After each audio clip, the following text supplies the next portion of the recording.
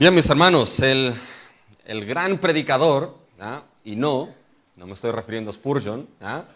Me estoy refiriendo, mis hermanos, a el predicador de Eclesiastés, Salomón, dijo una frase que posiblemente todos conocemos e incluso el mundo en el día de hoy que no tiene conocimiento de las Escrituras, también tiene conocimiento de esta frase que el predicador escribió en Eclesiastés capítulo 1, versículo 1, cuando dijo, vanidad de vanidades, dijo el predicador, vanidad de vanidades, todo es vanidad.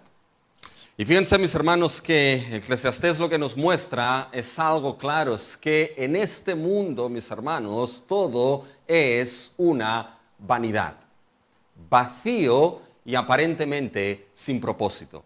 Ahora bien, es importante que situemos lo que es esta definición o esta afirmación de Eclesiastés dentro del contexto de Eclesiastés.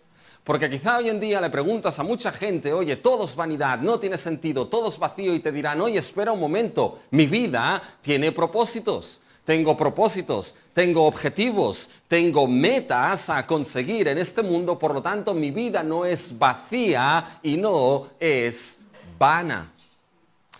Pero el autor, mis hermanos, de Eclesiastés se refiere a que todo en este mundo, todo bajo el sol, que es una frase que utiliza Eclesiastés, es vano y sin sentido cuando no se tiene en cuenta a Dios y a la eternidad.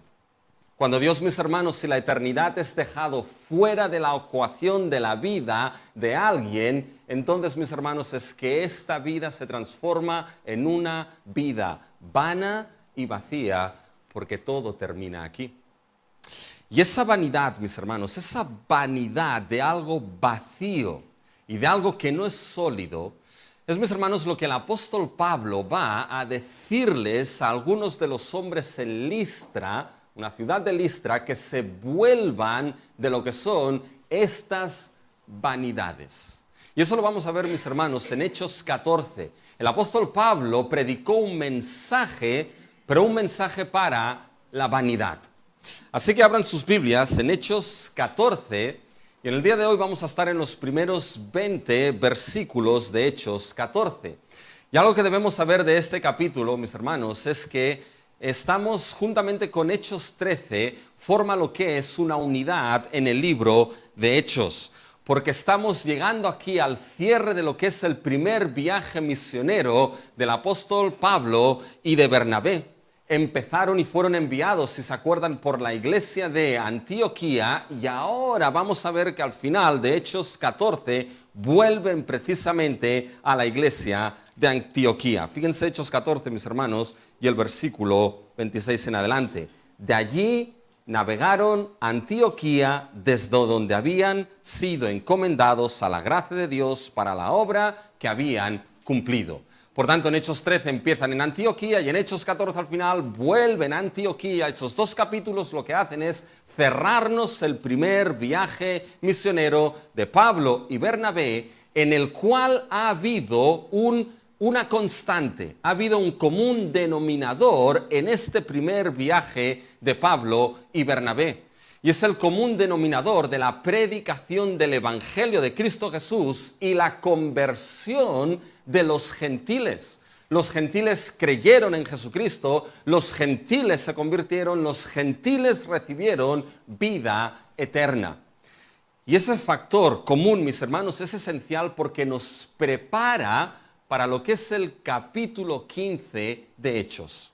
Un capítulo de gran importancia en Hechos porque en el capítulo 15 se va a celebrar el concilio de Jerusalén, donde en ese concilio se discutió algo, se discutió y se debatió qué hacemos con esos gentiles que han recibido el Espíritu y la salvación al igual que nosotros los judíos. Y ahí tuvieron que aclarar básicamente lo que hacían con esos gentiles, si los sometían a lo que era la ley judía o no. Pero antes de llegar, mis hermanos, al capítulo 15 estamos en el 14. Y nos damos cuenta, mis hermanos, que el capítulo 14 de Hechos tiene dos grandes secciones. Esas dos grandes secciones, la primera es la sección que va del versículo 1 al versículo 20, donde Pablo y Bernabé van a estar en Icono y en Listra. Y después los versículos del 21 al 26, donde nos vamos a dar cuenta de que Pablo y Bernabé van a ir a Derbe, y de ahí, mis hermanos, van a volver en sus pasos de Derbe, Listra, Icono, y van a llegar nuevamente a Antioquía.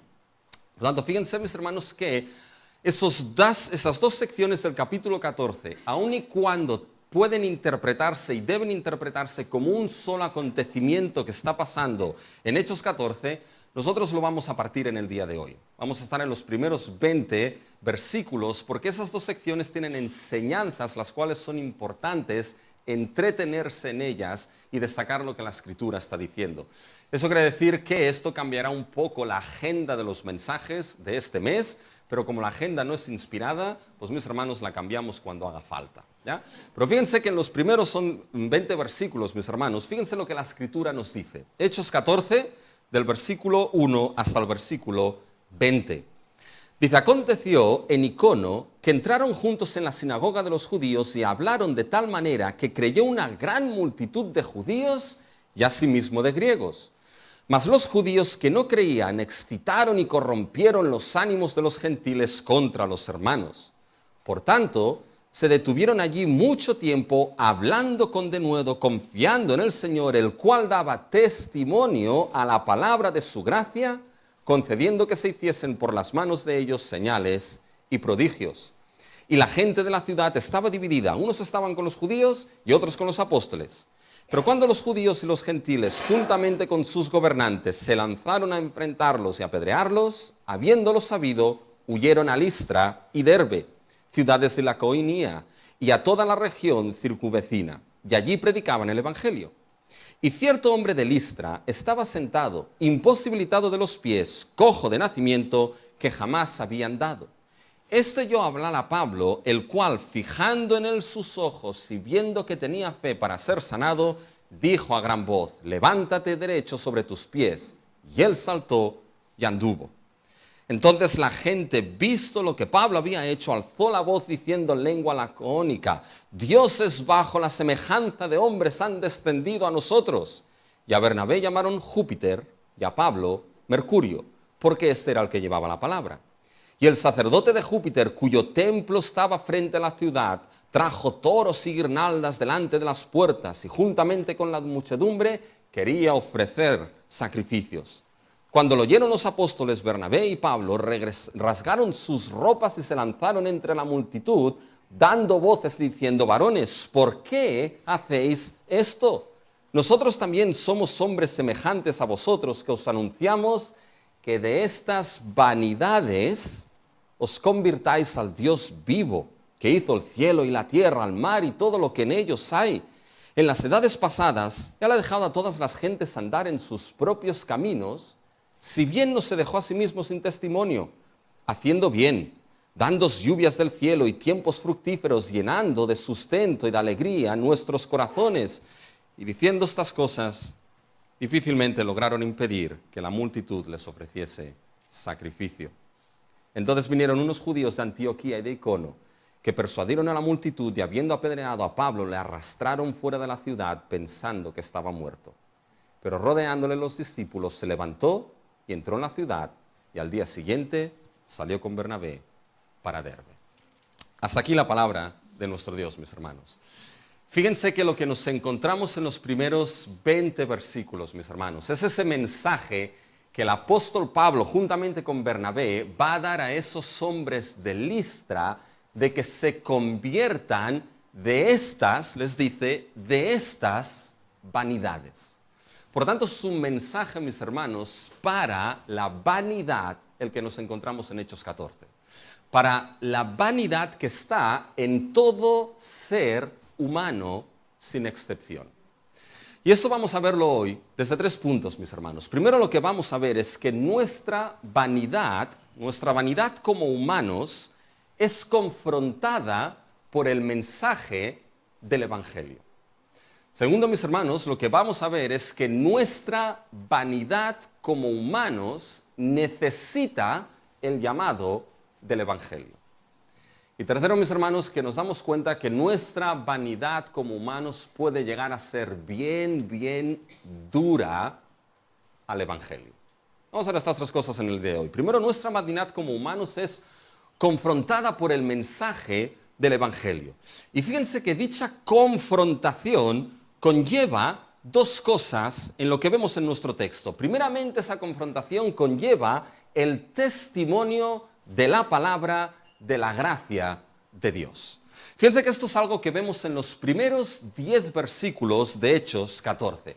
Y esos 10 versículos, mis hermanos, suceden en dos lugares geográficos distintos, en dos ciudades distintas, en Icono y en Listra. Fíjense en el versículo 1, ¿qué es lo que aparece? Aconteció en Iconio.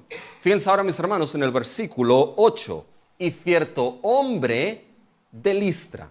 Por tanto, sucede en dos ciudades distintas esos primeros 10 versículos, y esto podría darnos a entender algo.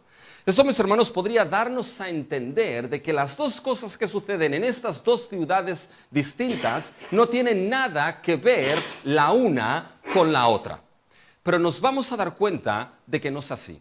Nos vamos a dar cuenta, mis hermanos, que aunque aquí Lucas esté mencionando dos ciudades distintas, mis hermanos, algo que va a unir los acontecimientos de esas dos ciudades es precisamente la predicación del testimonio de la palabra de la gracia de Dios.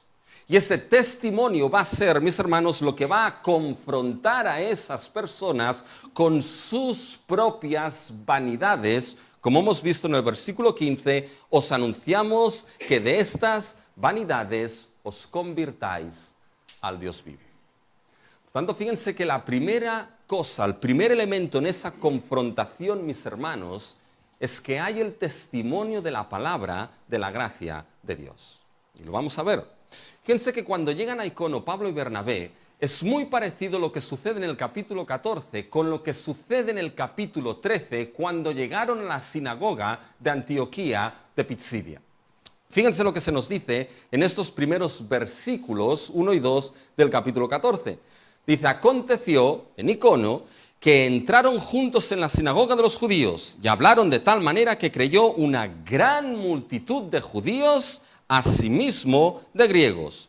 Mas los judíos que no creían excitaron y corrompieron los ánimos de los gentiles contra los hermanos. Fíjense, mis hermanos, que si se dan cuenta es muy parecido a lo que sucedió cuando fueron a la sinagoga de Antioquía de Pisidia. Pablo y Bernabé fueron a esa sinagoga, Pablo y Bernabé, en cierta manera, predicaron el evangelio, y si recuerdan, en la sinagoga de Antioquía de Pisidia lo que se nos dijo es que aquellos judíos lo que hacían era rebatir lo que Pablo y Bernabé predicaban haciendo algo, blasfemando el mensaje del evangelio que Pablo y Bernabé predicaban. Aquí fíjense que es lo mismo. Hay una oposición, pero es una oposición un tanto distinta. Se nos dice, mis hermanos, en el versículo 2, mas los judíos que no creían excitaron y corrompieron los ánimos de los gentiles contra los hermanos. Es decir, literalmente lo que se nos dice aquí es que envenenaron lo que eran los ánimos y envenenaron las mentes de aquellos gentiles contra Pablo y contra Bernabé. Hay varias maneras de oponerse a lo que es el mensaje del evangelio. Hay varias maneras de rebatirlo, hay varias maneras de corromperlo. Una de ellas es como en Antioquía de Pisidia, blasfemando contra el mismo mensaje, cambiando el mismo mensaje, diciendo que el mensaje no es verdad, lo que sea. Pero la otra forma de oposición, ¿saben lo que es, mis hermanos? Es envenenando contra a los mensajeros de ese mensaje. Eso es algo, mis hermanos, que nos encontramos en el mundo de hoy en día sí y día también. Y sobre todo lo vemos, por ejemplo, en el campo político, mis hermanos. Cuando no puede, en cierta manera, cambiarse el mensaje del adversario, ¿qué es lo que suele hacerse, mis hermanos? Se va a lo personal. Carguémonos al mensajero. Digamos cualquier cosa del mensajero para que se exciten y se corrompan los ánimos contra lo que es esa persona. Y fíjense que aquí, mis hermanos, es lo que nos estamos encontrando. Pero todo y así, ¿qué es lo que sucedió, mis hermanos? Muchos, fíjense lo que dice el versículo 1, Muchos habían creído, una gran multitud de judíos y asimismo de griegos. Si la semana pasada se preguntaron, mis hermanos, en el mensaje, ¿qué es lo que pasaba entonces con aquellos judíos? ¿O qué pasaba ahora con los judíos cuando Pablo y Bernabé les dicen, bueno, por vuestra incredulidad, ahora acuérdense, nos volvemos a los gentiles? Fíjense, mis hermanos, que lo que vimos en Antioquía de Pisidia es algo que sucedió a nivel local. Pablo y Bernabé dijeron, por vuestra incredulidad ahora el evangelio lo llevamos a lo que son los gentiles. Pero nos dimos cuenta, mis hermanos, de que esto es algo que también sucede dentro del plan redentor de Dios. Cuando Pablo escribe en Romanos del 9 al 11, mis hermanos, a los gentiles les dice, bueno, por la incredulidad de unos, ¿os acordáis? Vosotros alcanzasteis misericordia. Pero no termina ahí Pablo, sino que después les va a decir, pero por la misericordia que vosotros alcanzasteis, entonces esos, los judíos, van a su tiempo a alcanzar misericordia. De tal manera que el pueblo conformado de Dios, no por raza, sino por la promesa y por la elección, mis hermanos, llegará a ser salvo. Porque nunca nos olvidemos, mis hermanos, de que la iglesia es el pueblo de Dios de toda tribu, lengua, raza y nación. Por lo tanto, fíjense que aquí creyeron muchos, hubo oposición, y frente a esta oposición, ¿qué es lo que Pablo y Bernabé hicieron? ¿Saben lo que hubiese hecho yo, mis hermanos? Me hubiese ido. Pero no, se quedaron más tiempo y hablaron con denuedo, con valentía. Fíjense, mis hermanos, lo que aparece en el versículo 3. Por tanto, ese es el resultado, por tanto, a nivel de esa oposición, se detuvieron allí mucho tiempo. ¿Y qué hacían? Hablaban con denuedo. Fíjense que es muy parecido otra vez a lo que sucede en Hechos 13. Fíjense en el versículo 46 de Hechos 13. Entonces Pablo y Bernabé hablando con denuedo. ¿Se dan cuenta? Hay oposición, pero predicaban, mis hermanos, lo que era el evangelio. Ahora, fíjense el detalle del versículo 3. Fíjense que es lo que hablaban con denuedo. Dice, por tanto se detuvieron allí mucho tiempo hablando con denuedo, con valor, confiados en el Señor. Literalmente lo que el versículo 3 está diciendo es lo siguiente, se detuvieron allí mucho tiempo hablando con denuedo en o sobre el Señor. Por lo tanto, mis hermanos, el tema del mensaje de Pablo y Bernabé, el tema era el Señor. El tema, mis hermanos, era el Señor Jesucristo. ¿Entendieron, mis hermanos, ese cántico que hemos cantado de que todo es acerca de quién? De que todo es acerca de Cristo, de que todo es acerca de Jesucristo, de que todo es acerca del Señor. Hablaban sobre el Señor, mis hermanos. Y la Reina Valera introduce aquí la palabra en realidad confiados, porque eso es lo que está implícito también en el texto.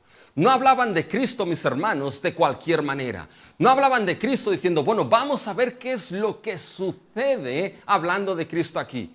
Ni mucho menos, mis hermanos, hablaban confiados. Hablaban, mis hermanos, de Cristo, del Señor, estando su confianza no puesta primeramente en ellos y en su propia competencia, mis hermanos, sino que hablaban confiados en que sería el mismo Señor Jesús, y lo veremos, quien daría testimonio y confirmaría, mis hermanos, ese mensaje del Evangelio que estaban anunciando.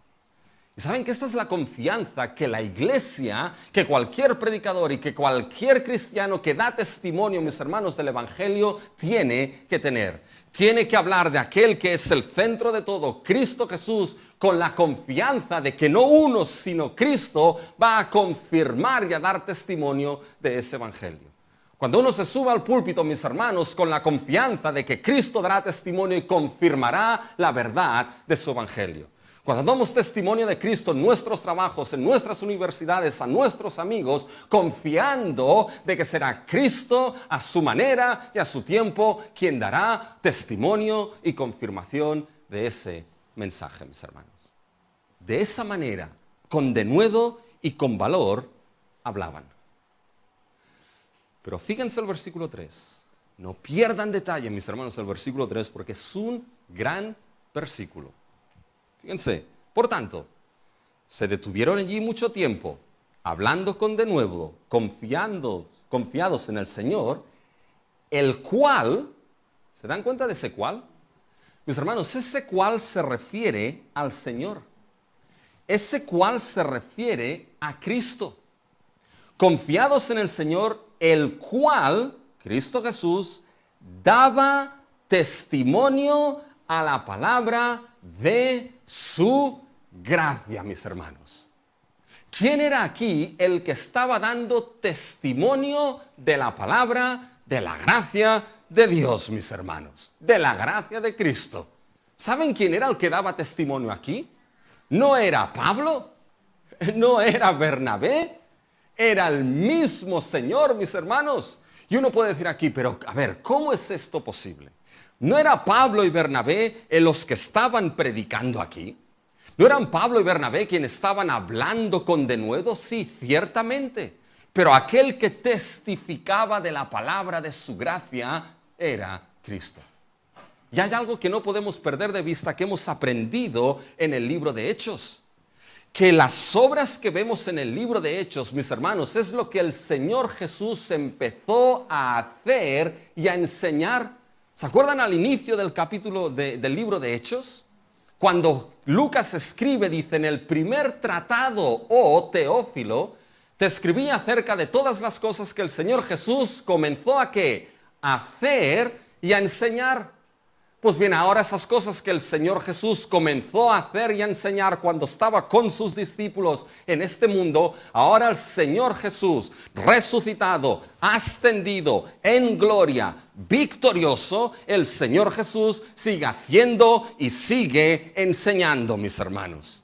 Y aquí eran esos apóstoles, Pablo y Bernabé, mis hermanos, los instrumentos en las manos del Cristo resucitado, pero era el Cristo resucitado quien estaba testificando y dando testimonio ¿de qué? Es glorioso eso, que Cristo mismo dé testimonio de la palabra. Fíjense, no dice del Evangelio. Es el Evangelio lo que se predicaba. Pero fíjense el versículo 3. Testimonio a o de la palabra de su gracia. Y es importante tomar atención a esto, porque solamente se utiliza en el libro de Hechos, mis hermanos, en dos ocasiones. Aquí, la palabra de su gracia, y en Hechos 20, versículo 32. Fíjense, Hechos 20, 32. Y ahora, hermanos, os encomiendo a Dios y a la palabra de su gracia, que tiene poder para sobreedificaros y daros la herencia con todos los santificados, mis hermanos. Fíjense que sí, esto es el Evangelio, pero de manera específica, mis hermanos, aquí Lucas lo llama que Cristo estaba dando testimonio de la palabra de su gracia.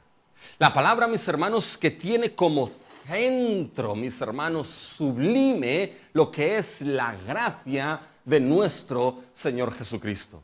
La palabra, mis hermanos, que es una palabra de sola gracia. Y esto los reformadores lo tenían clarísimo, mis hermanos. Los jueves estamos estudiando las 5 solas de la Reforma.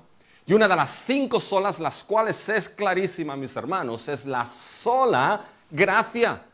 Los reformadores en contra, mis hermanos, de lo que era la Iglesia católica, apostólica y romana, que determinaba que la salvación no es solamente por gracia, sino que se necesitan las obras, el esfuerzo, la tradición, las indulgencias, lo que fuese, mis hermanos. Los reformadores establecieron lo que Cristo da testimonio aquí de la palabra de su sola gracia. De que el Evangelio es el Evangelio de la sola gracia de nuestro Dios. De la sola gracia de nuestro Salvador. Y cuando estamos hablando de sola gracia, cuando hablamos de la gracia de Dios, ¿a qué nos referimos, mis hermanos? Se habla de ese don inmerecido que Dios da. Pero la gracia de Dios, mis hermanos, tiene que ver con la bondad sublime de Dios. Con la bondad de Dios que es dada sin merecerse a aquel que no la merece. Una bondad que es dada y que viene acompañada esa bondad, mis hermanos, de perdón de pecados, de salvación, de vida eterna, de edificación, mis hermanos, de santificación. Una bondad, mis hermanos, que es dada sin que la persona la merezca. Y cuando se habla de que esa palabra es de sola gracia, inmediatamente, mis hermanos, tiene que ver con lo que tienen escrito aquí. De que entonces lo que es la salvación, mis hermanos, no es por obras.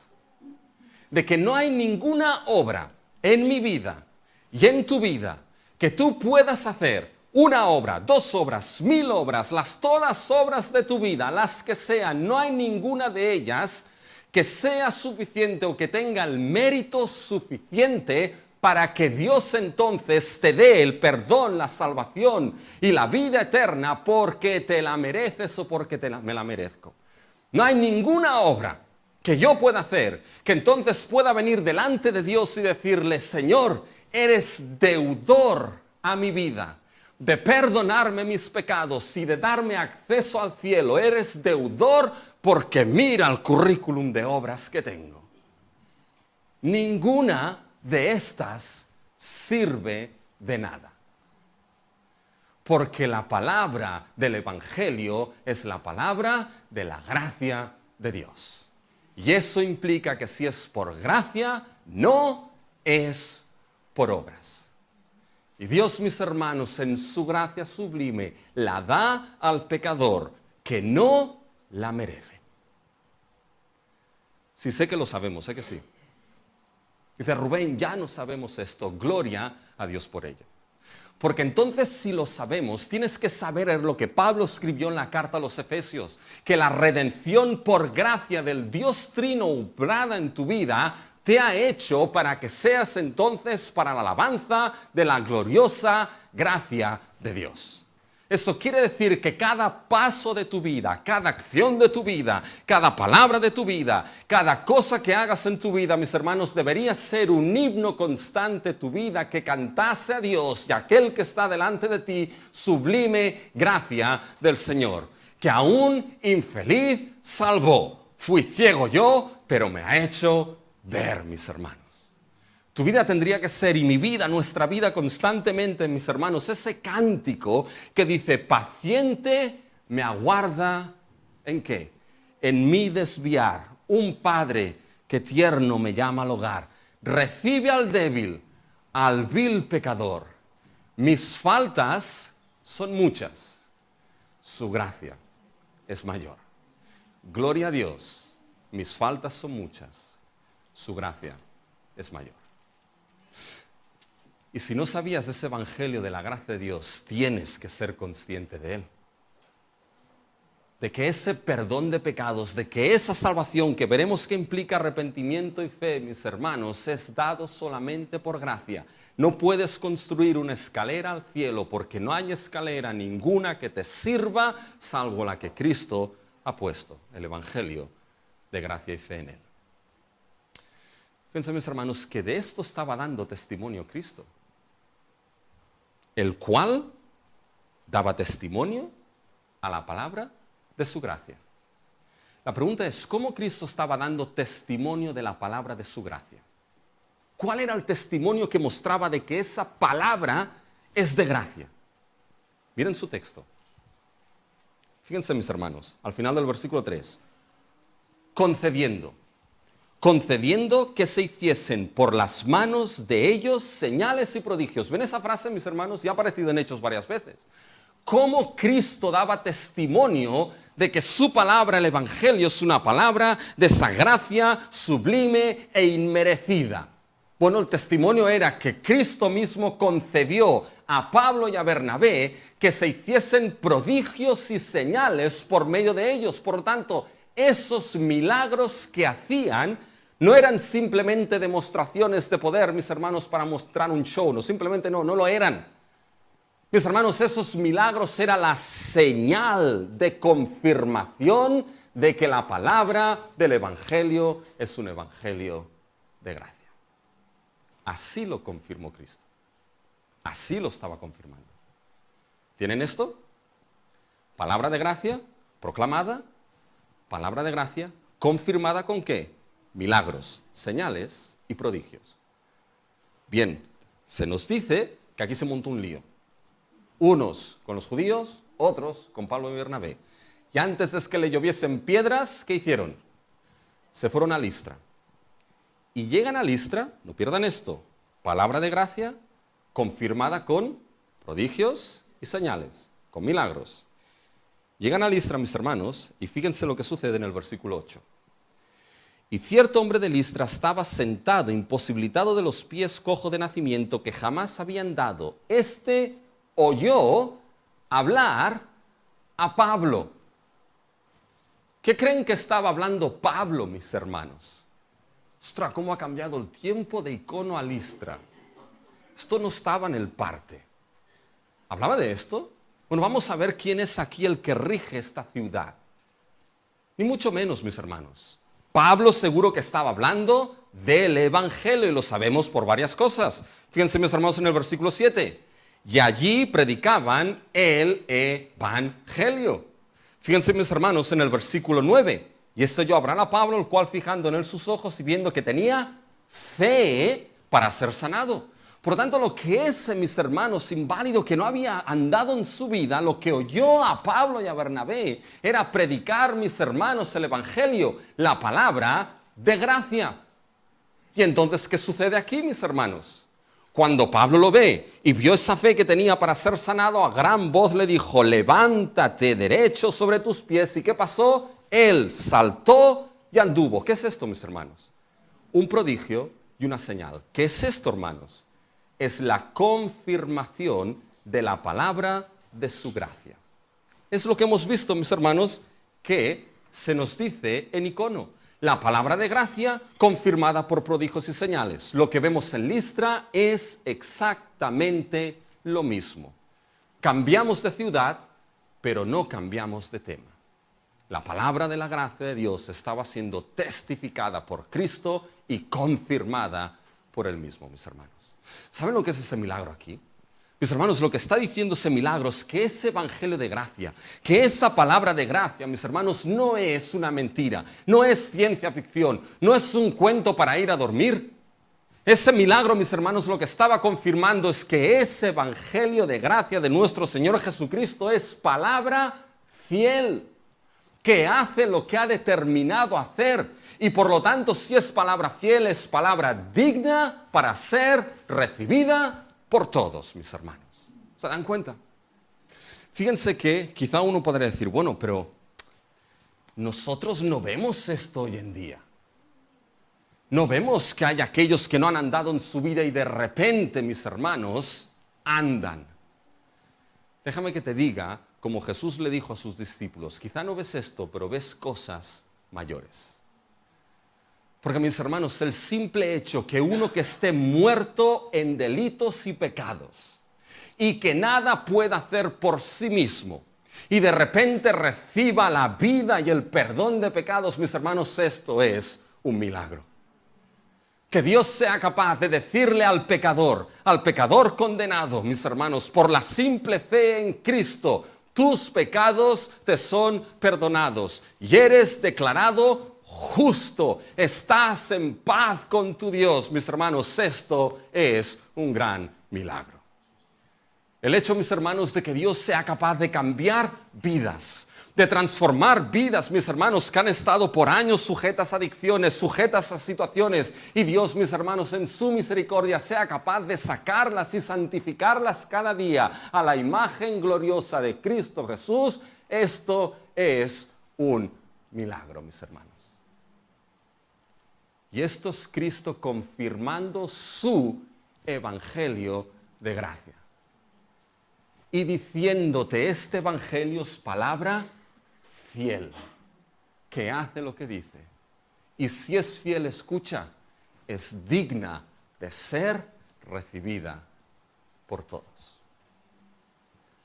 La pregunta es, ¿recibes ese evangelio de gracia? Porque saben, ahora ese testimonio, mis hermanos, confronta algo. Confronta, mis hermanos, la vanidad idólatra que está en el ser humano. Fíjense, mis hermanos, que ahí vemos este evangelio aquí en Listra. Pero fíjense ahora en los versículos del 11 al 13.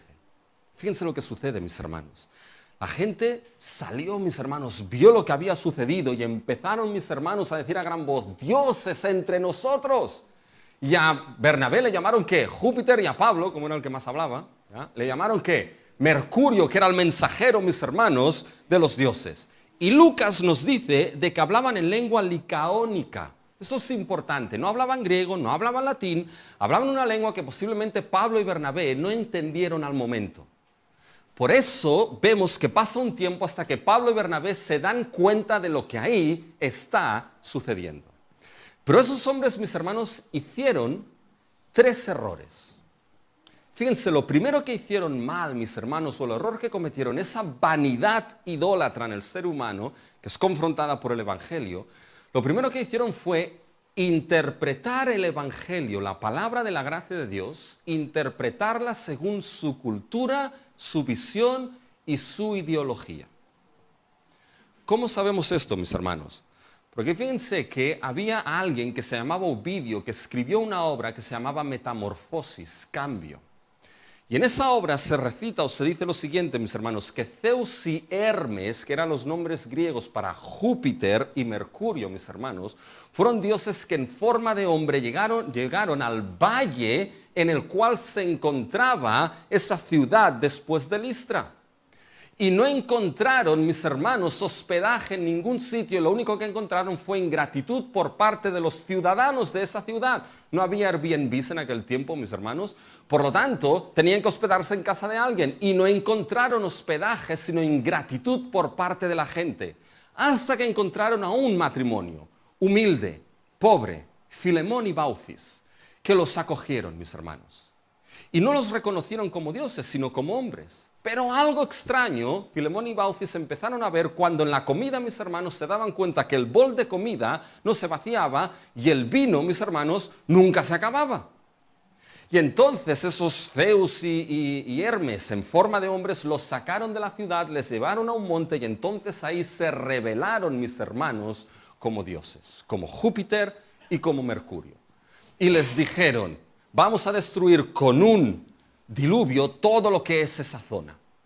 Vosotros pedirnos lo que queráis porque habéis sido gratos con nosotros. Y Filemón y Baucis le pidieron ser sacerdotes en el templo de Júpiter, y algo muy romántico, que cuando la muerte llegase, les llegase a los dos juntos.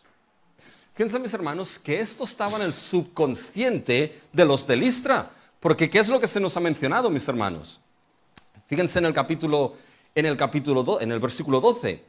Y a Bernabé llamaron Júpiter y a Pablo Mercurio. ¿Por qué los llamaban así? Porque tenían esta historia, mis hermanos, de su cultura detrás de ellos. Fíjense el versículo 13. Y el sacerdote de Júpiter, cuyo templo estaba enfrente de la ciudad, había un templo para Júpiter, mis hermanos. Por lo tanto, ¿cómo leyeron esos hombres el Evangelio, mis hermanos, de la gracia de Dios, según su cultura y su ideología? Aquí han vuelto los dioses Júpiter y Mercurio. Vamos a ofrecerles ¿qué? Sacrificios. Porque la primera vez que no lo hicimos, vaya lo que pasó. ¿Ya? Mejor no la liemos la segunda. ¿Ya? Y le fueron a ofrecer sacrificios, mis hermanos. Y fíjense que aquí cometieron el segundo error.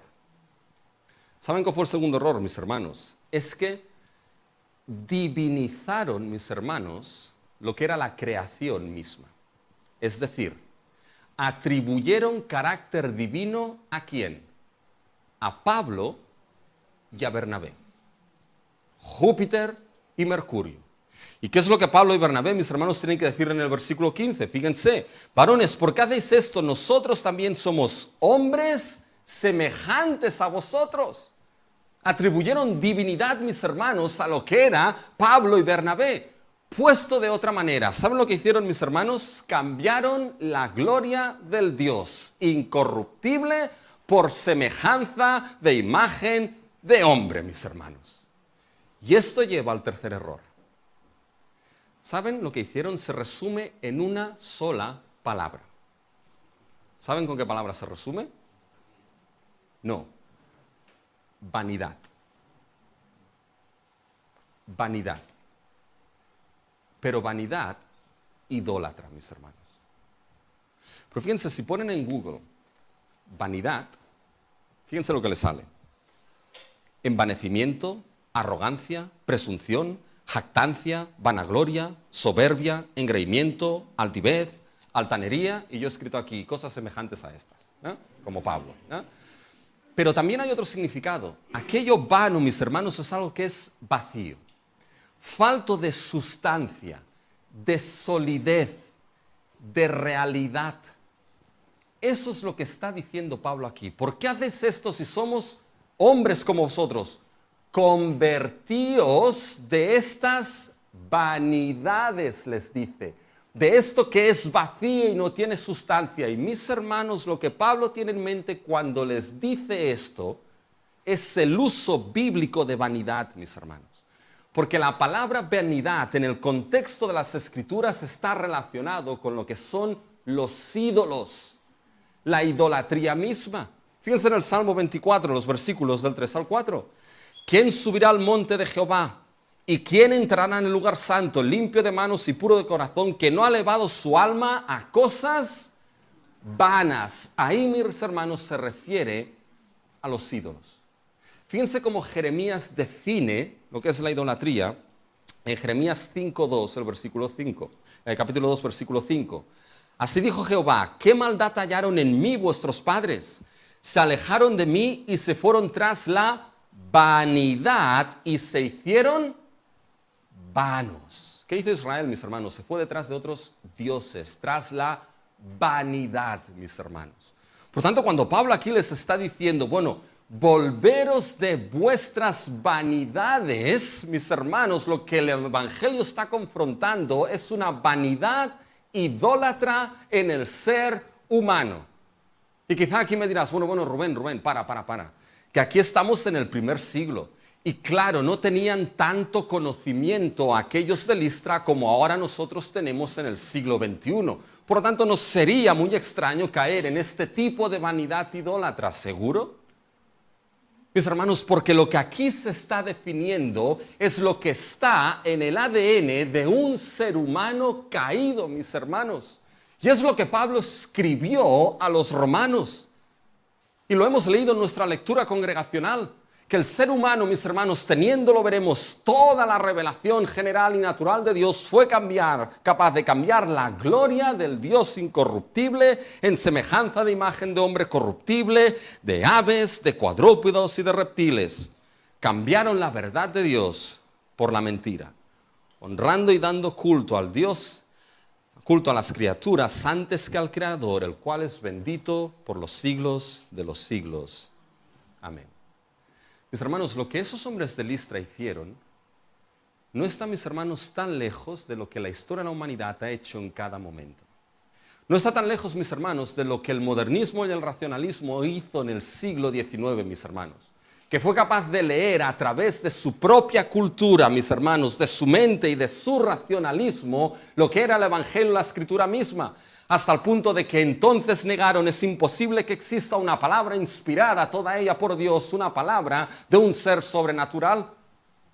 Y de ahí surgió, mis hermanos, una teología liberal y totalmente racional, donde la norma era la razón y no la Escritura, mis hermanos. Y donde se decía que Cristo no andó sobre las aguas, sino sobre un banco de arena. Y que no se alimentó con panes y peces a 5.000, sino que el niño que sacó sus panes y sus peces hizo un gran movimiento, de tal manera que la gente se vio compungida y empezó a sacar panes y peces de sus bolsillos como si se llevasen cada día panes y peces en los bolsillos, mis hermanos. No está tan lejos, mis hermanos, de lo que nuestra sociedad hace, el posmodernismo. De que es capaz, mis hermanos, de leer lo que es el Evangelio y las afirmaciones de Jesús, yo soy el camino, la verdad y la vida. De leer que el Evangelio, mis hermanos, es la buena noticia, la verdad absoluta de salvación, leerlo a través de su mente, de que no hay verdad absoluta hoy en día y todo es relativo y por lo tanto puede ser una verdad más entre tantas, pero la que cuenta es la tuya. No es tan distinto porque saben dónde lleva esto, mis hermanos. Lleva al mismo lugar que llevó a estos hombres esa vanidad idólatra. Porque, mis hermanos, el racionalismo del siglo XIX, saben, convirtió a la razón en un ídolo. La norma y la conducta es la razón y ella dicta lo que ha de ser. El posmodernismo, mis hermanos, ¿saben lo que hace? Convertirte a ti en un ídolo.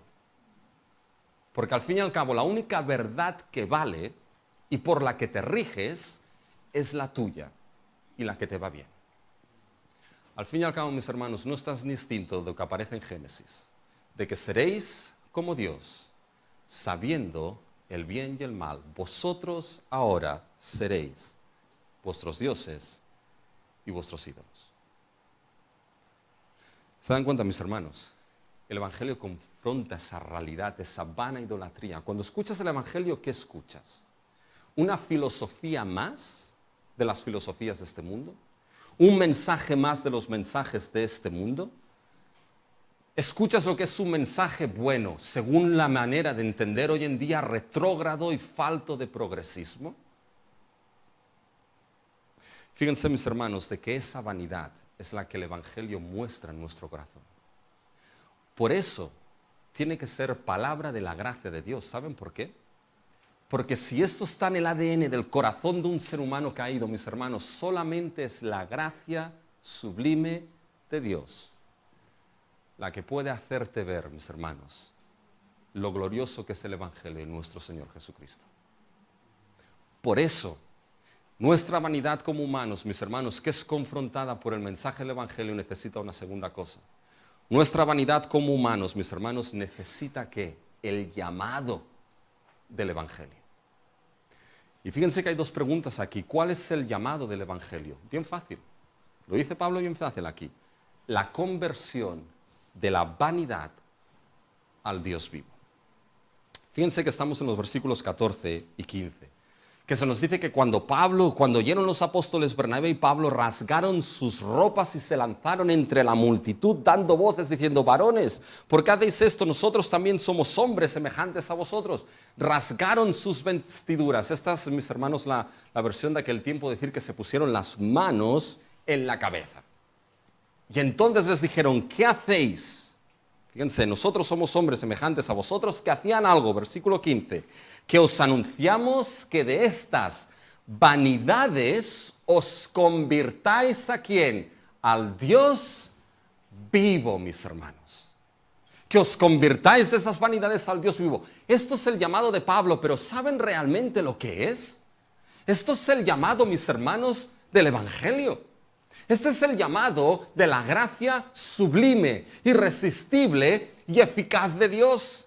¿Quién estaba dando testimonio de la palabra de su gracia? ¿Saben quién daba testimonio aquí? Era Cristo, mis hermanos, hemos visto. Y es Cristo en su gracia llamándote: vuélvete de estas vanidades al Dios vivo y verdadero. La cuestión es, ¿qué es eso de convertirse de estas vanidades? Algo similar expresa Pablo en 1 de Tesalonicenses 1:9. Fíjense lo que se dice. Porque ellos mismos cuentan de nosotros la manera en que nos recibisteis y cómo os convertisteis de los ídolos a Dios, para servir al Dios vivo y verdadero. Mis hermanos, esto es la conversión. Convertiros de esas vanidades, es decir, volveros de servir a esos ídolos para servir, que vuestra vida sea consagrada al Dios vivo. Esa es la conversión bíblica, mis hermanos. Esa es la conversión que hablamos los cristianos. Porque a veces hablamos, mis hermanos, de la conversión a un mundo que no tiene esas categorías bíblicas en nuestra mente. Y les decimos: yo me convertí a los 18 años. ¿En qué te convertiste? ¿Y en qué te convertiste? O suena: yo me convertí a los 20 años. Uy, esas terapias de conversión. Mis hermanos, lo que es la conversión es ese cambio de 180 grados. De los ídolos, sean cuales sean, mis hermanos, al Dios vivo para servirle. Y bíblicamente esa conversión tiene dos cosas ahí dentro inseparables. La conversión, mis hermanos, implica el arrepentimiento de pecados. De que uno entiende que es pecador, mis hermanos, y que se arrepiente de esos pecados y que está dispuesto a dejarlos si se vuelve con fe al Dios vivo, mis hermanos. Y eso solamente es posible por el Evangelio de gracia. Porque si no es por el Evangelio, uno no se convierte. ¿Quieren verlo? Fíjense, mis hermanos, lo que dice el versículo 15. Se lo voy a leer en la Reina Valera y en la Biblia de las Américas. Tomen atención a lo que dice. Y diciendo, varones, Reina Valera, ¿por qué hacéis esto? Nosotros también somos hombres semejantes a vosotros, que os anunciamos que de estas vanidades os convertáis al Dios vivo. Miren la Biblia de las Américas. Varones, ¿por qué hacéis estas cosas? Nosotros también somos hombres de igual naturaleza que vosotros, que os anunciamos el Evangelio para que os volváis de estas cosas vanas al Dios vivo. ¿Han notado la diferencia? Es pequeña, pero es importante. La Reina Valera traduce que os anunciamos y ya está.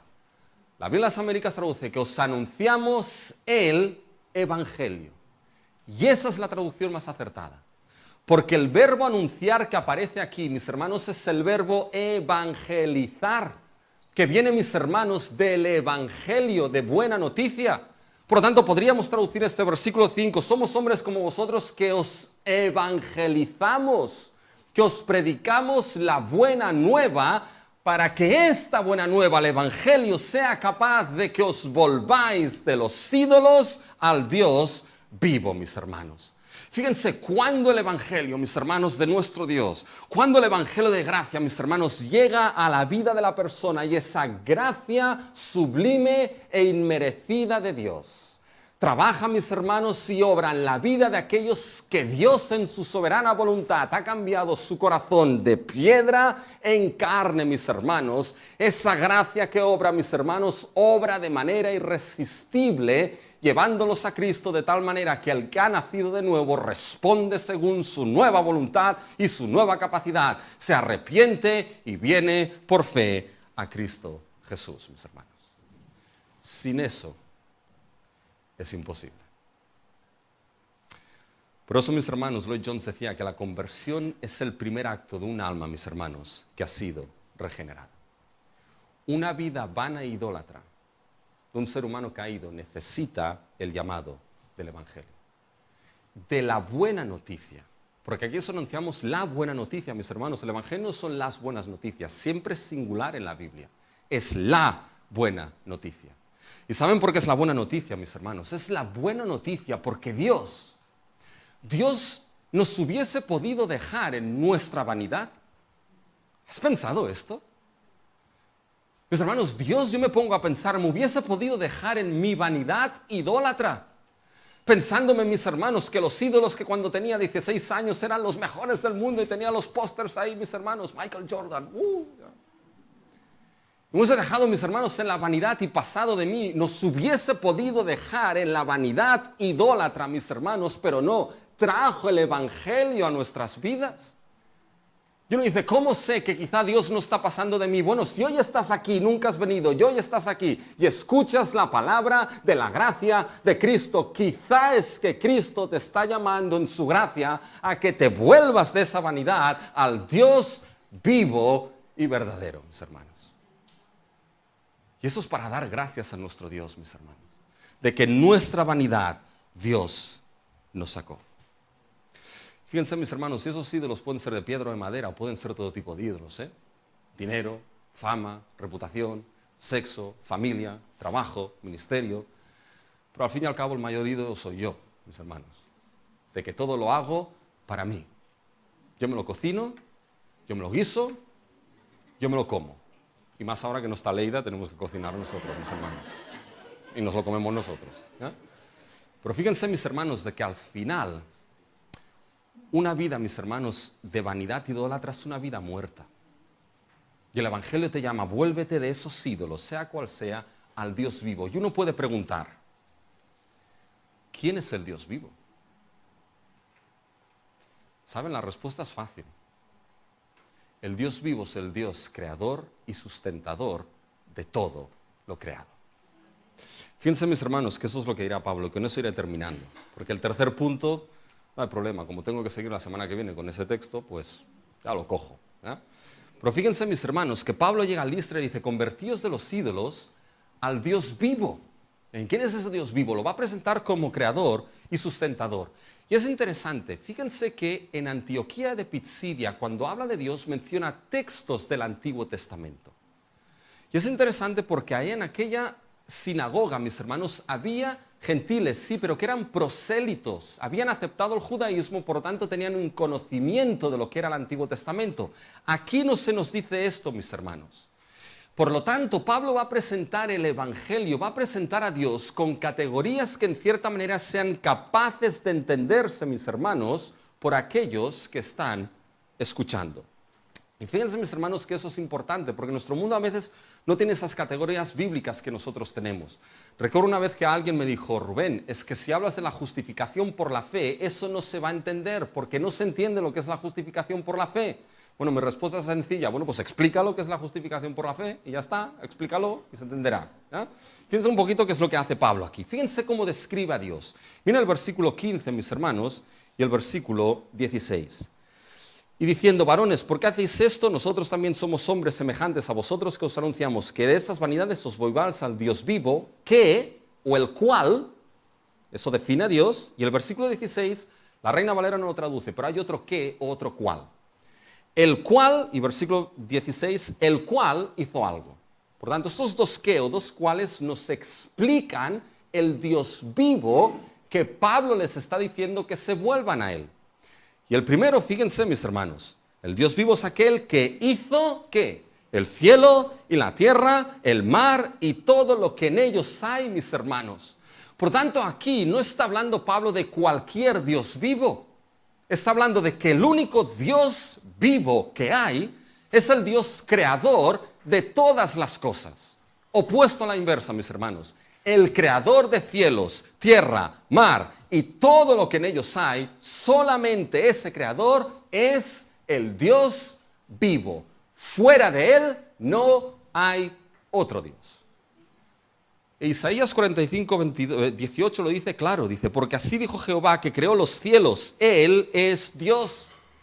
El que formó la tierra, el que la hizo y la compuso, no la creó en vano, para que fuese habitada, la creó. Yo soy Jehová y no hay otro. Punto, mis hermanos. Fíjense, esto, mis hermanos, descarta cualquier otro Dios como Dios vivo. Esto descarta, mis hermanos, a los dioses o a los ídolos egipcios, asirios, babilonios, persas, griegos, romanos. Eso descarta, mis hermanos, a los 330 millones de dioses hindúes, mis hermanos. Eso descarta a Alá, al Dios del Islam, mis hermanos. Esto descarta a los dioses modernos como el Big Bang o la teoría de la evolución, mis hermanos. Solamente el Dios que en Génesis dijo, sea y fue hecho, es el Dios verdadero. Y es el Dios vivo. ¿Saben? Hay un argumento que uno queda así, que de la nada no puede salir nada. ¿Han escuchado esto? Estoy seguro que los jóvenes lo han escuchado, ¿eh? De la nada no puede salir nada. Y cuando se habla de la creación, se habla, mis hermanos, de que Dios creó de la nada. Y es cierto, pero con matices. Creó de la nada, pero es que no había nada, estaba Dios.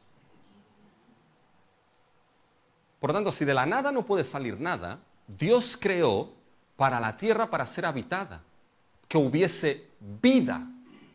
Si de la nada no puede salir nada, ¿cómo de la nada sale vida, mis hermanos? Solamente hay una respuesta, ¿saben cuál es? De que el Dios que creó tiene que ser el Dios vivo. Porque, mis hermanos, es la fuente y el origen de toda vida, mis hermanos. Y del Dios que en sí mismo es vida, cuando dijo, la vida fue creada, mis hermanos. Y el creador, el Dios vivo es creador, pero es sustentador. Déjame 5 minutos, con esto termino. Fíjense, 5 minutos, mis hermanos. Fíjense el versículo 17, 16 y 17. El cual, en las edades pasadas, él ha dejado a todas las gentes andar en sus propios caminos. Pablo está diciendo, bueno, hubo un tiempo en la historia de la salvación donde Dios dejó que cada uno andase en sus propias cosas, ideologías, pensamientos. Tengan la historia de la salvación en mente. El conocimiento del Dios vivo como creador le fue dado a Israel, no al resto de naciones. Israel tenía el Génesis, Israel tenía las Escrituras, Israel podía leer que el Dios vivo es el que ha creado los cielos y la tierra, el resto de naciones no. Por lo tanto, podían andar divagando en sus propias ideologías, pensamientos, ideas, cuentos o cualquier otra cosa, mis hermanos. Pero Pablo dice, pero no se dejó sin testimonio Dios, sin revelación. Fíjense el versículo 17.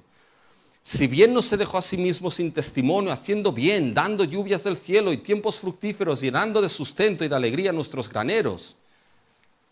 Mis hermanos, fíjense que Pablo apela a la revelación que se llama general y natural. Hay una revelación que todo el ser humano tiene, que es la revelación que viene dada de Dios por la naturaleza, de que las cosas invisibles de Dios, su eterno poder y deidad, Pablo nos dice, se hacen claramente visibles desde la creación del mundo, siendo entendidas por medio de las cosas hechas, de tal manera que el ser humano, sea quien sea, está sin excusa. Los pajaritos no cantan solamente para los cristianos, mis hermanos. Los pajaritos cantan para todos. El sol sale para justos e injustos. La lluvia llega sobre buenos y malos. Mis hermanos, es Dios quien da sustento, más o menos es Dios quien sustenta nuestras vidas, quien vista a los lirios del campo, quien alimenta a los pájaros del campo, mis hermanos. Esa revelación la tiene todo el mundo. ¿Se dan cuenta? El Dios verdadero, vivo, es el creador y el sustentador, incluso el que sustenta tus propias vidas en este mismo momento. Pero ahora alguien dirá, bueno, pero da igual, estamos en la misma situación que esos. No. Por dos razones. Porque esos tiempos pasados han pasado. Y ahora tú tienes acceso a la Biblia en cualquier lugar. La llevas en tu móvil. Y puedes leer en el principio creó Dios los cielos y la tierra. Yo creé la tierra, no en vano, sino para ser habitada. Yo soy Dios y no hay otro. Pero ¿saben? No estamos en el mismo punto que esos del Antiguo Testamento. Porque, mis hermanos, ahora ese Dios creador y sustentador, ese Dios se reveló de una manera palpable, visible, oíble, mis hermanos. Porque esas categorías de Dios vivo, creador y sustentador, ¿saben a quién las aplica la Biblia? Las aplica Jesucristo. Y en Hebreos, mis hermanos, 1, versículo 2 y 3 dice, en estos postreros días nos ha hablado por el Hijo, a quien constituyó heredero de todo y por quien hizo asimismo el universo, el cual siendo el resplandor de su gloria y nuestra imagen misma de su sustancia, y quien sustenta todas las cosas con el poder de su palabra, habiendo efectuado la purificación de nuestros pecados, se sentó a la diestra de la majestad en las alturas. ¿Quién es el Dios vivo? ¿Quién es el Dios creador? ¿Quién es el Dios sustentador? Mis hermanos, la respuesta del apóstol Pablo en la Biblia es nuestro Señor Jesucristo. Por Él fueron hechas todas las cosas y Él sustenta todas las cosas con el poder de su palabra. Por lo tanto, cuando el Evangelio te dice, conviértete de esa vanidad idólatra en tu vida y vuélvete al Dios vivo, te está diciendo, vuélvete a Jesucristo, el Hijo de Dios, Dios encarnado, el Salvador, el Dios vivo, mis hermanos. Y ese es el llamado del Evangelio que confronta y que llama, mis hermanos, a una vanidad que está en el ser humano. ¿Cuántas gracias? Y mis hermanos, termino aquí. El tercer punto no lo voy a hacer porque lo engancho la semana que viene. Llevo un mensaje en dos partes, fíjense. Pero mis hermanos, ¿cuántas gracias tenemos que dar a Dios? Porque nos sacó de nuestra vanidad cuando nos salvó. ¿Y qué privilegio tienes? Hoy estás aquí y escuchas el Evangelio. Por la gracia de Dios, no lo dejes pasar.